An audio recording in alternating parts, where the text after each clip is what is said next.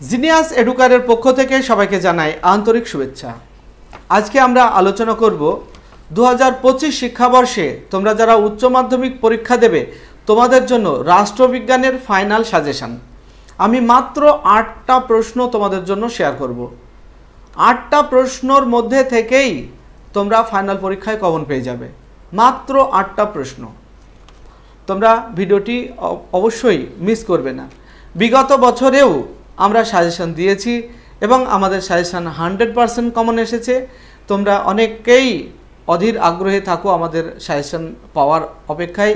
এবছরে সাজেশনটা করেছি, তোমরা অনেকে কমেন্ট করে বলেছো এখনও সাজেশন আমরা পাইনি, তাই সাজেশনটি আজকে দিয়ে দিচ্ছি।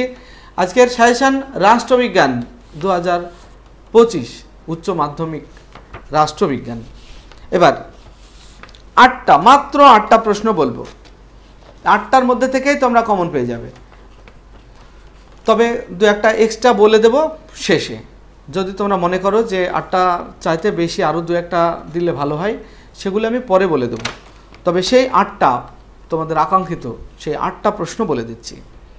প্রথম প্রশ্ন হলো জাতীয় ক্ষমতার মূল উপাদানগুলি আলোচনা করো।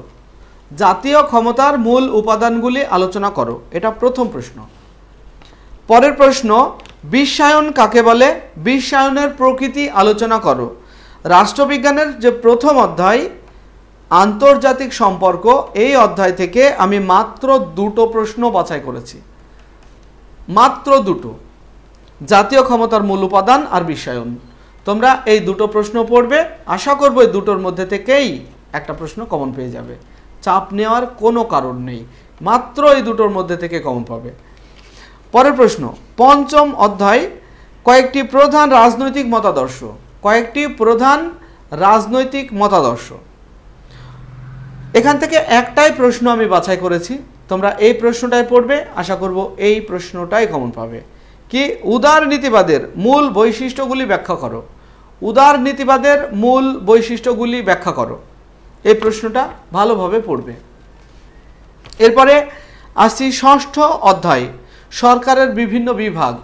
সরকারের বিভিন্ন বিভাগ, এই অধ্যায় থেকে আমি একটা প্রশ্ন মাত্র বাছাই করেছি।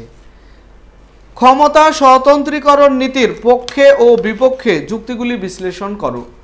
ক্ষমতা স্বতন্ত্রীকরণ নীতির পক্ষে ও বিপক্ষে যুক্তিগুলি বিশ্লেষণ করো, এই একটা প্রশ্ন পড়বে, আশা করব একটাই কমন পেয়ে যাবে। এরপর সপ্তম অধ্যায় ভারতের শাসন বিভাগ, এই অধ্যায় থেকে আমি 2টো প্রশ্ন বাছাই করেছি। এই 2টো প্রশ্ন পড়লেই আশা করব কমন পেয়ে যাবে। কি কি? ভারতের রাষ্ট্রপতির ক্ষমতা ও কার্যাবলী আলোচনা করো, আর ভারতের অঙ্গরাজ্যের মুখ্যমন্ত্রীর ক্ষমতা ও পদমর্যাদা ব্যাখ্যা করো। এই 2টো প্রশ্ন পড়বে ভারতের শাসন বিভাগ থেকে, আশা করব এই 2টোর মধ্যে থেকেই তোমরা কমন পেয়ে যাবে। এরপরে চলে আসছে আমরা অষ্টম অধ্যায় ভারতের আইন বিভাগ। এখান থেকে আমি একটাই প্রশ্ন বাছাই করেছি, আশা করব একটাই তোমরা কমন পেয়ে যাবে। পার্লামেন্ট, ভারতীয় পার্লামেন্টের গুরুত্বপূর্ণ ক্ষমতাগুলি আলোচনা করো। ভারতীয় পার্লামেন্টের গুরুত্বপূর্ণ ক্ষমতাগুলি আলোচনা করো, এই গেল। এরপরে আমরা চলে আসব নবম অধ্যায়, অর্থাৎ ভারতের বিচার বিভাগ। এই অধ্যায় থেকেও আমি একটা প্রশ্ন বাছাই করেছি ভারতের বিচার বিভাগ থেকে। এখান থেকে যে প্রশ্নটি বাছাই করেছি সেটি হলো ভারতের সুপ্রিম কোর্টের গঠন ও কার্যাবলী আলোচনা করো। তাহলে আমি দেখো 8টা প্রশ্ন বললাম, কি কি একবার সংক্ষেপে বলে দিই। জাতীয় ক্ষমতার মূল উপাদান, বিশ্বায়ন, উদারনীতিবাদ, ক্ষমতা স্বতন্ত্রীকরণ নীতি, ভারতের রাষ্ট্রপতির ক্ষমতা, ভারতের অঙ্গরাজ্যের মুখ্যমন্ত্রীর ক্ষমতা, পার্লামেন্টের ক্ষমতা, আর সুপ্রিম কোর্টের গঠন ও কার্যাবলী। এই 8টা প্রশ্ন বললাম। এরপর এক্সট্রা কয়েকটি তোমরা পারলে একটু দেখে রাখবে, বলে দিচ্ছি। জাতীয় স্বার্থের প্রকৃতি সংক্ষেপে ব্যাখ্যা করো। জাতীয় স্বার্থ রক্ষার বিভিন্ন উপায়, এটা পারলে একটু দেখে রাখবে। দ্বিকক্ষ বিশিষ্ট আইনসভার পক্ষে ও বিপক্ষে যুক্তি, এক কক্ষ বিশিষ্ট আইনসভার পক্ষে ও বিপক্ষে যুক্তি। বিচার বিভাগীয় সমীক্ষা বলতে কি বোঝো? বিচার বিভাগীয় স্বাধীনতা কিভাবে সংরক্ষিত হয় তা ব্যাখ্যা করো।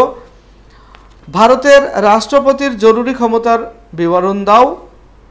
ভারতের লোক আদালতের গঠন ও কার্যাবলী সংক্ষেপে বিশ্লেষণ করো। ক্রেতা সুরক্ষা আদালত সম্বন্ধে একটি টিকা লেখো। এই হলো রাষ্ট্রবিজ্ঞানের সাজেশন। তোমাদের যদি ভিডিওটি ভালো লেগে থাকে তাহলে লাইক, কমেন্ট এবং বন্ধুদেরকে অবশ্যই শেয়ার করবে। আর আমাদের চ্যানেলটি যদি এখনও সাবস্ক্রাইব না করে থাকো তাহলে অবশ্যই চ্যানেলটিকে সাবস্ক্রাইব করে নেবে। আসছি পরবর্তী ভিডিও নিয়ে, সেই পর্যন্ত সবাই ভালো থাকবে, সুস্থ থাকবে। Bye bye.